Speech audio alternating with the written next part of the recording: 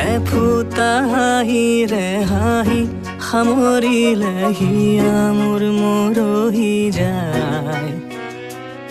আজৰি পৰতে কথাবোৰ গাঁঠিলো পাহৰো তোমাকে পাই। মৰম কি এনেকুৱাই, মৰম কি এনেকুৱাই, মৰম কি এনেকুৱাই, মৰম কি এনেকুৱাই।